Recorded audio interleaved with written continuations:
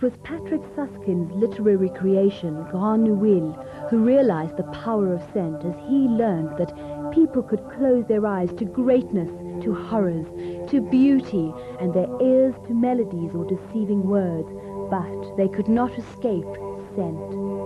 And in this fleeting olfactory realm, he knew that he who rules scent rules the hearts of men. In 18th century Paris, craftsmen flooded the courts with new perfumes for every season. But long, long before that, in the tombs of Egyptian rulers, the dead were embalmed in the oils of sweet, fragrant woods and resins. And it is said that Cleopatra used to bathe in scented water. But it was the Greeks who captured the odors of gardens, hosts of blossoms which spilled their fragrant glory into hot oils and wines, rolling rainbowed rugs of petals onto trays of fat until the exquisite scents are captured. It was Europe in the 1500s that heralded a changing world and a magnificent renaissance in art, sculpture and architecture. It was also the center for the production and commerce of perfumes, soaps, oils and scents. And it was here that Mauritius Frangipani mixed aromatic powder with alcohol and transferred its odor to a volatile liquid. He not only liberated scent from matter, but he discovered how to refine the essence of a scent. And this was perfume.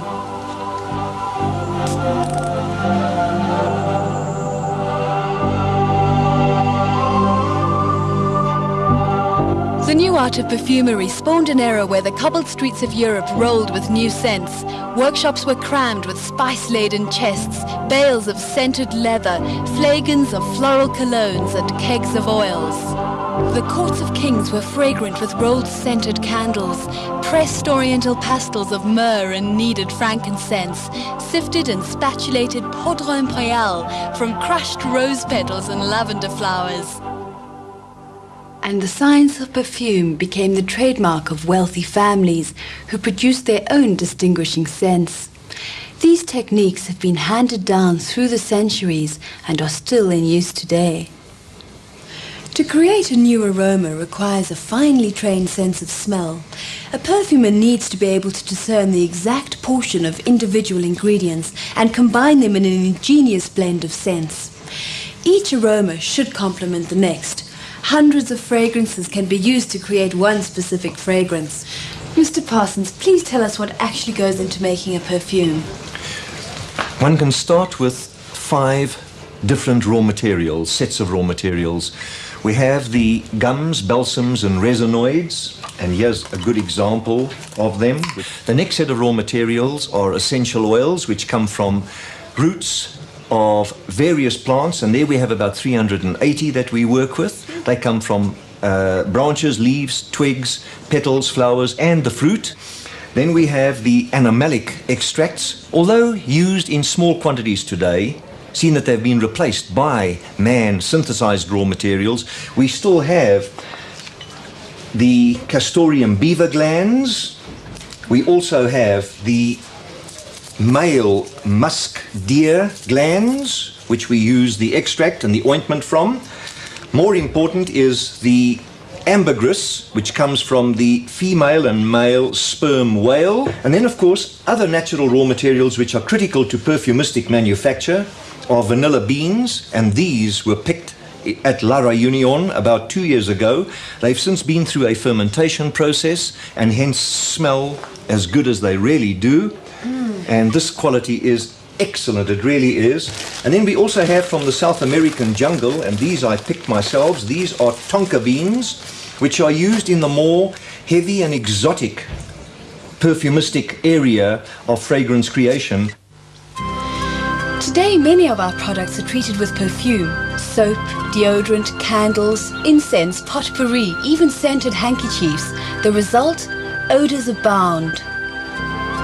But true perfumes consist of 10 to 20% perfume dissolved in alcohol, whereas colognes contain 3 to 5% perfume oils dissolved in 80 to 90% alcohol, with water making up the balance.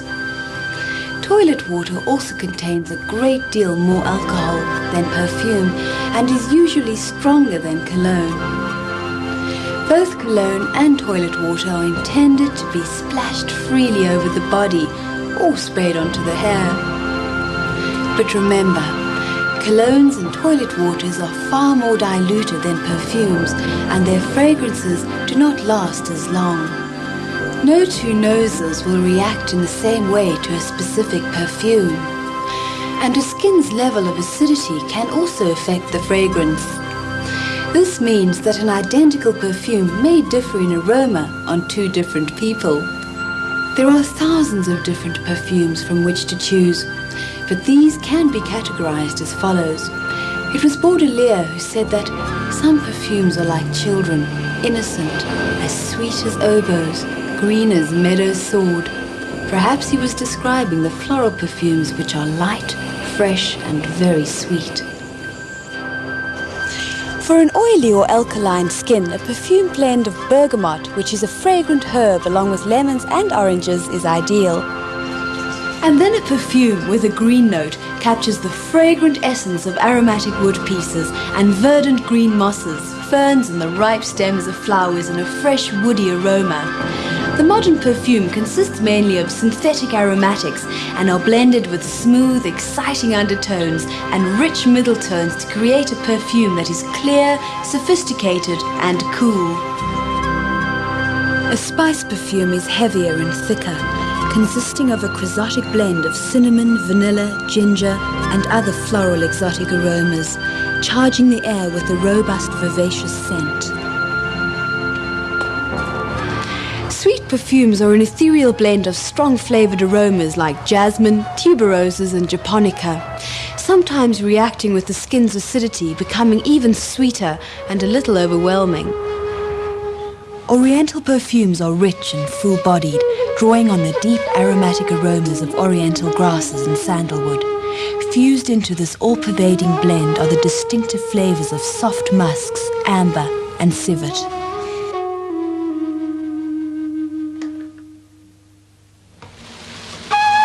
Cleopatra herself indulged in the luxury of a perfumed bath, and so can you, by pouring in a cupful of delicious bath satin and yielding the glories of flowers and mystical plants that release their perfumes into the water, leaving the finest gauze of scent lingering on your body. But the bath fragrances are so subtle that they'll not eclipse or change the scent of a perfume you may wear later. Scent is not just a frivolous accessory. It affects the body and evokes certain emotions. It can act on the central nervous system to relieve tension, increase energy levels, or simply have an uplifting effect. So, does scent have power, or is it just the figment of literary imagination? And as the most famous of them all endeavored, he would create a scent that was not merely human, but superhuman, an angel scent so indescribably good and vital that he who smelt it would be enchanted and would have to love him with his whole heart, Grand Nuit, the bearer of that scent.